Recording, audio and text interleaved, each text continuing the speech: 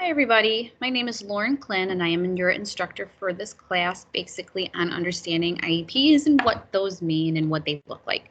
I'm a special education teacher here at Lafayette International High School. This is year 6 in the district for me. Previously I was at School 30 Frank Sedita, and before that I was at 2 different charter schools, so this is technically year 10 of being a special ed teacher for me. In the 10 years that I've been a special ed teacher, I have noticed that a lot of teachers don't really understand what an IEP is or how to implement it. I've noticed that some teachers think an IEP doesn't have to be put into place if the special education teacher is not in that class. So the whole point of me designing this class was to share my knowledge with everybody, whether they're a special ed teacher, a general education teacher, phys ed teacher. No matter what, you are always responsible for putting that IEP in place, whether the special ed teacher is in the room or not. So we are going to dive right into looking at an IEP and just me going over the different parts. I do want you to keep in mind that the IEP I am sharing with you, the student's name is completely voided. All of their personal identification information is gone, so you won't see it. So there's nothing that I have to worry about with privacy laws. And it is a secondary IEP. Secondary IEPs look a little bit different than elementary IEPs, but when I'm showing that, I will go over that. But what a gen ed teacher needs to know matches exactly what an elementary IEP looks like. So I am going to pull up one of my IEPs.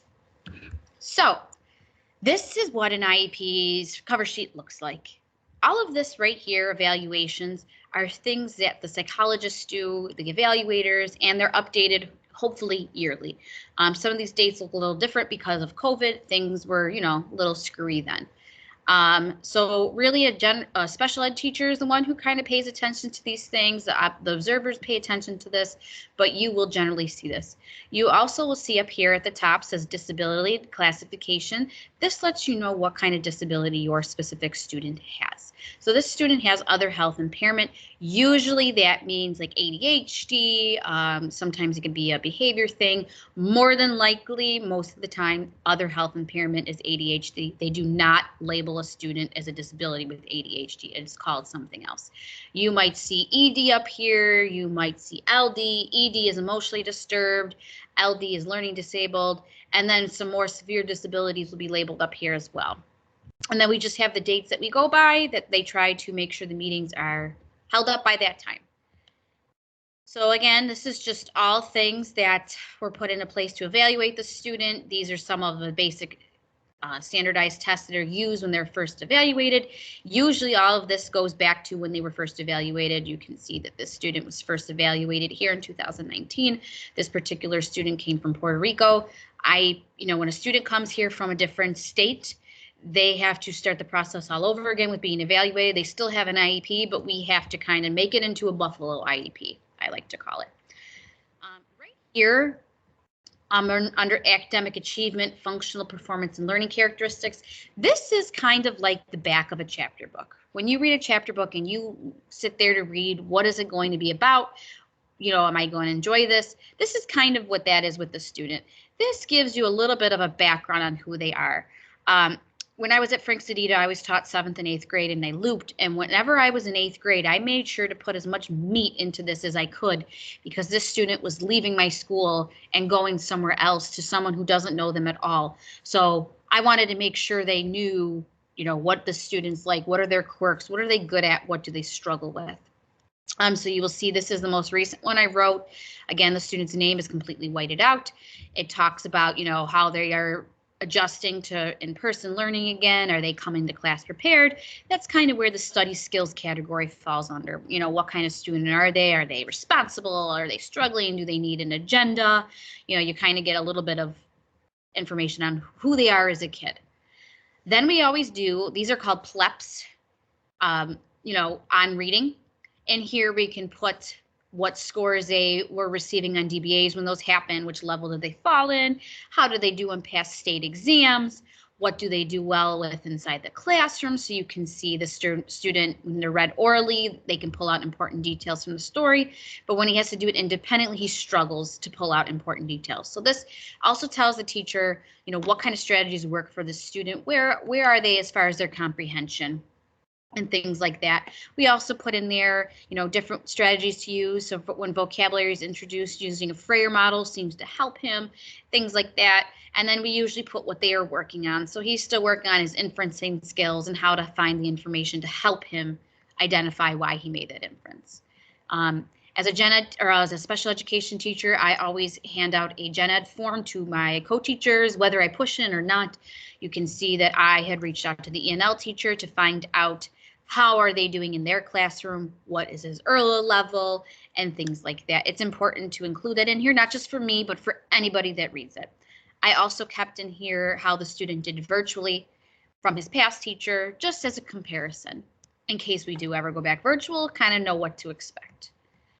Writing goes along with reading, especially with a student that is an ENL learner. Where are they with their writing in English? I put that he is trying to put basic sentences together. He's been doing really well. He utilizes translating apps, things like that. It is also important to, as you can see, I contacted the NLA teacher, Native Language Arts, meaning his Spanish teacher. He is also pointing out that there is a deficit in his home language when writing. That's very common. Of a student, usually when a student gets identified, they get tested in their home language first before English. So if there is a deficit in Spanish or any other language that they speak, usually they end up getting identified, especially because this child came to me from Puerto Rico. It really happens like that. Again, here are some old test scores, writing scores. I've kept those in there as well. It talks about where he wrote in his language, the different words, and if he got them right. Then we also do a PLEP for math. Same standards. How does he do in class? You can see that, he's easily distracted in the classroom, but he understands the do nows that we do in class. He's been doing very well, but again, the student tends to get distracted or talking. Earbuds has been a problem overall with coming back in person. They're relearning their skills in the class. But again, putting what they do well at in class, he keeps up the daily notes, applies those notes to the classwork, and then I talked a little bit about what we're currently learning and different things he needs to work on. Again, I kept what his teacher said in the virtual setting because it's completely different from what we're going through in person. It talks about he's not completing his work. In person, he is. So he's definitely a student who does better when they're in the classroom. And then you can put other, I just put that he is still an ENL learner. He resides in a home where Spanish is a primary language, and so on. This right here, career vocational transition, this is something you see in a secondary program, usually 12 or 13 years and up. The special education teacher has to sit down, kind of ask the student, what are you interested in? Do you want to go to, in 7th and 8th grade is when this starts. Do you want to go to high school? Where do you want to go? Do you want to go to college? It's kind of to get them thinking about their future and what do they enjoy. Talks about he enjoys sports, but basketball and football. It's suggested that he try to figure out some careers that interest him. We talked about like sports management, broadcasting, different things like that. We also have to give our students a career aptitude test or a career zone, anything kind of to get their head spinning about a career. And I just put in here what that career test resulted in and things like that. We always want to be positive in IEPs, put their strengths in here. The student's extremely likable, has a great sense of humor, can be competitive, polite, respectful. Sometimes that might be a little bit different in there depending on the students you get, but we're trying to stay as positive as we can. Right here, academic development and functional needs, this relies to the goals. These are basically the goals put simplified. So if you didn't want to go to the end of the IEP, you could see what we're working on. I'll touch more on this when I get to the goals section. Brand new section. This right here can tell you, is this student a good student or a troubled student? Sometimes when I'm at a new school or I get a new caseload, I flip here first just because I want to know what are you like as what are they like as a person? Are they likable? Are they a little bit tough? Do they need a lot of positive reinforcement? Usually you can get some goods out of this, and so that you know how to address this student. This particular student, like I said, is very sociable and respectful. So you can see kind of repeats what I put above, that he's always smiling. He likes to interact with his peers. He does better talking one-on-one. So if you're coming at him and screaming at him in the middle of the class, he might shut down. But if you pull him to the side and say, hey, I noticed you had your earbuds in during instruction, you can't do that, please take them out, he'll comply. Sometimes teachers put in here the tones that you should use with that student. I know it's easy just to go off and think about it after, but this will kind of help you know how to address that student. And emotionally disturbed students, this is really important to pay attention to because they don't respond well to criticism, screaming, anything like that. Again, just more strengths and the social development needs. Sometimes if they need to see a counselor, there will be something that the counselor puts in here. So you can see that from there. Physical development, as far as ICT or co-teaching students go, usually you don't see a lot under here that's of concerning. If you have a medically frail student, this will look a little different. Or if a student has, they're struggling with gripping pencils in the younger grades, you'll see things in there for PT. So again, this kind of just tells you where their physical development is. The student is right where he's supposed to be, so there's nothing of concerns here. But again, younger students, you will see, they might need to go to a gross motor room. They may be working on how to hold a pencil correctly or a pen. Different things like that are under here. Management needs. These right here are very important in general for any teacher that teaches this student. For example, I currently do not push into native language arts for my students. So in that classroom, they do not have special ed services, but these things need to be implemented still within that classroom by that teacher, whether I'm there or not. So special seating arrangements away from distractions. The student shouldn't be seated near any of his friends, shouldn't be seated near a window or a door. And these are things that I go over with these particular teachers when I have them sign a 408 form. If you've ever had a special ed teacher or a special ed student in your room, a special ed teacher will bring a copy of the IEP to you and have you sign out on a paper where it says what you teach and your name next to it.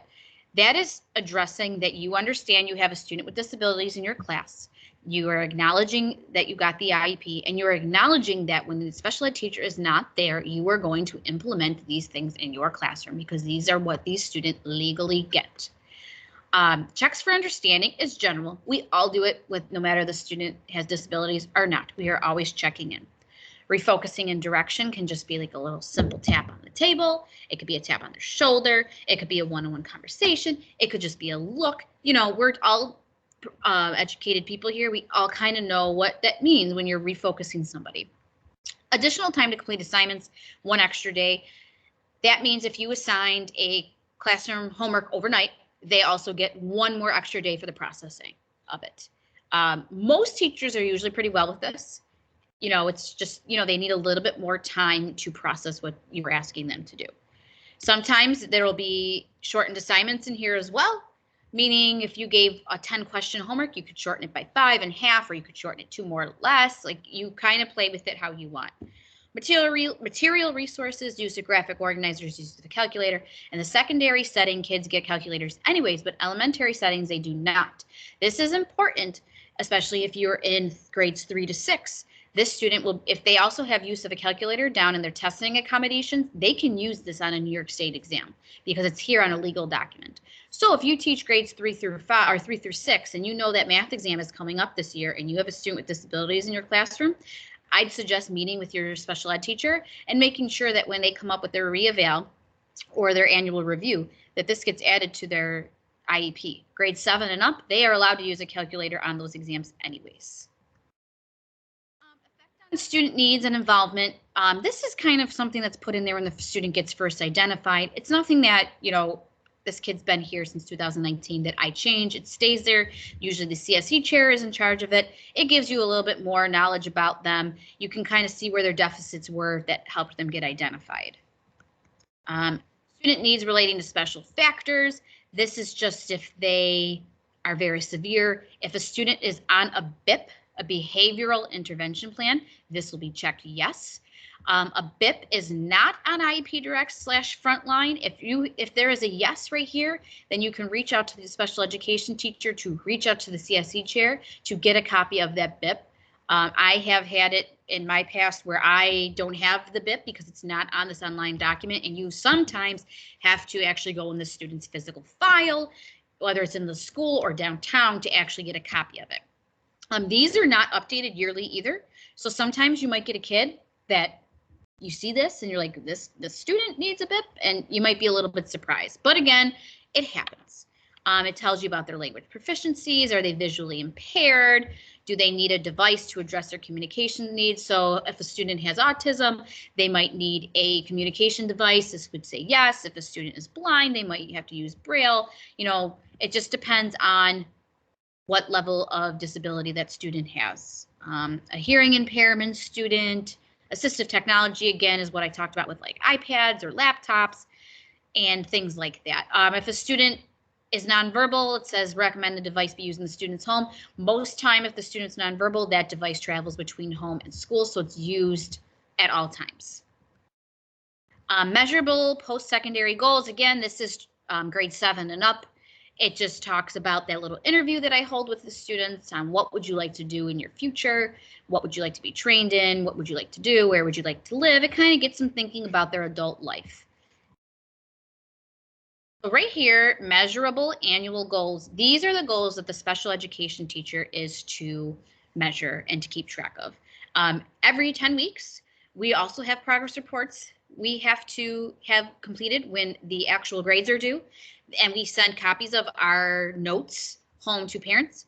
We can hold on to work samples in any different or any kind of way, classroom tests, work samples you do in the class, homework, anything to help us assess these goals.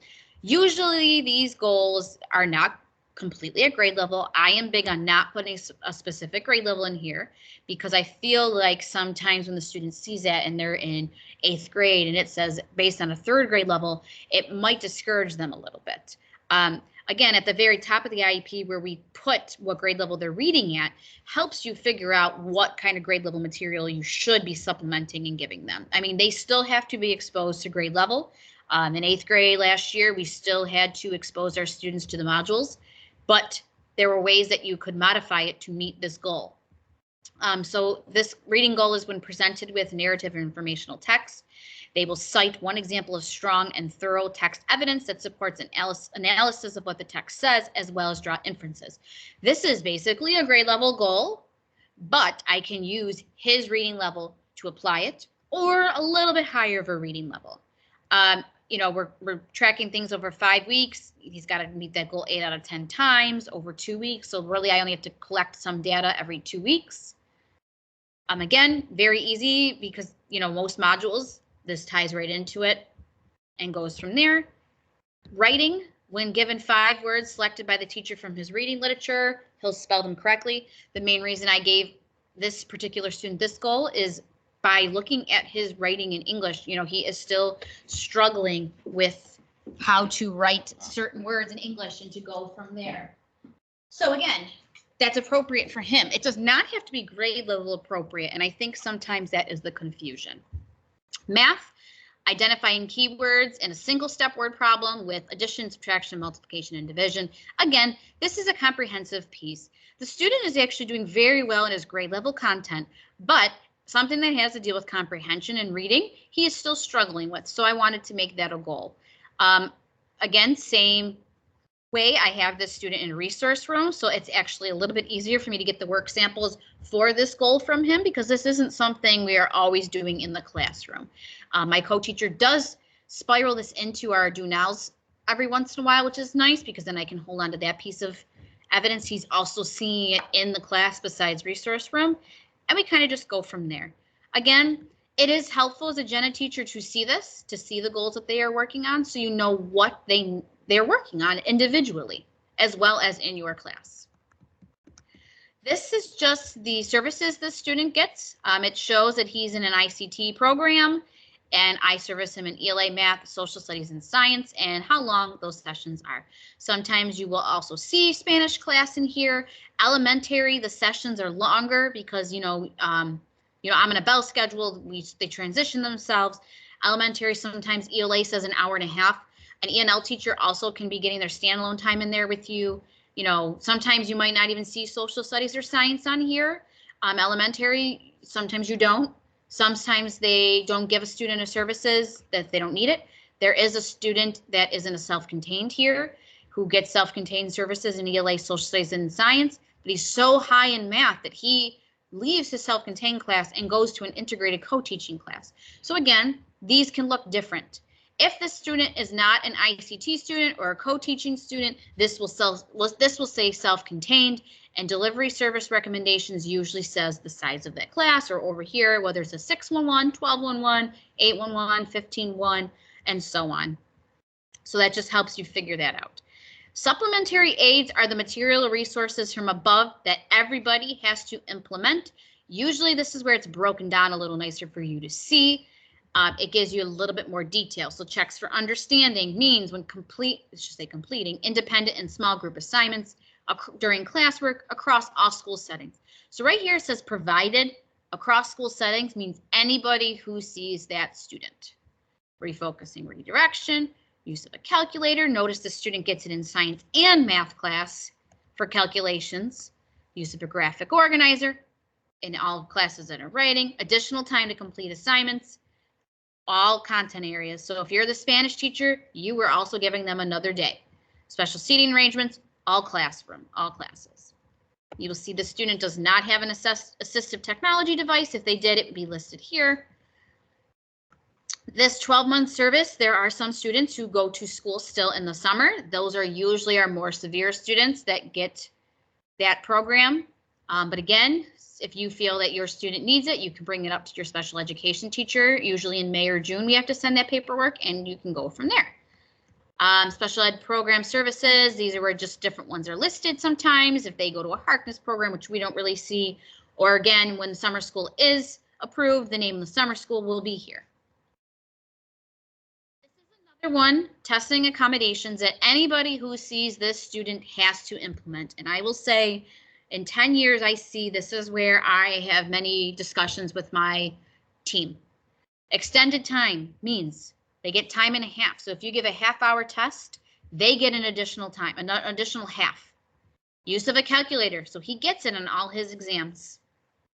Test passages, questions, and all items, multiple choice read, all state and local tests. What's different?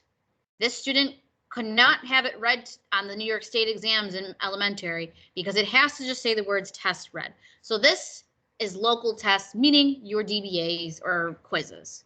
And then separate location, meaning that the student gets pulled out for tests, so it's less of a distraction. So right here again is just some things you see on a secondary IEP. It's just talking about different things they could do in the community, living skills. This looks different for students with more severe disabilities in a self-contained. But that is an IEP. One more thing to add, if they get special transportation, it will also be listed here. I do have a student with a seizure disorder in high school who has to get special transportation.